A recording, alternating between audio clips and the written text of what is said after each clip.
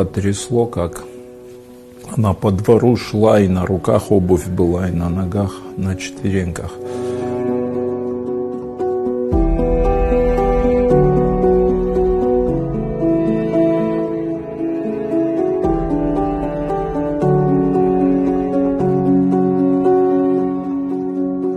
Я говорю, вы займитесь, чтобы они паспорта получили за гран, а мы на себя берем и авиаперелет, и лечение, и даже послеоперационное проживание во Владикавказе месяца 3.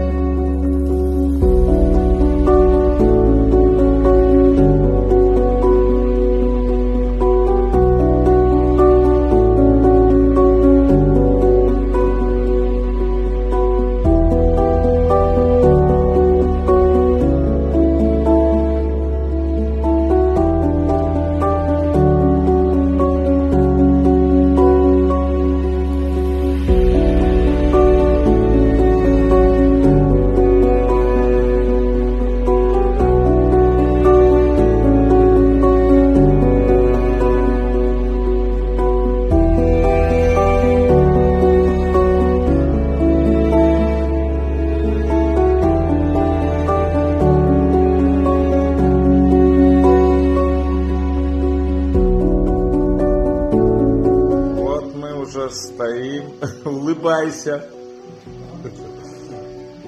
Ну, пока тяжело. Выпрямиться пусть ровно. Ой, молодец.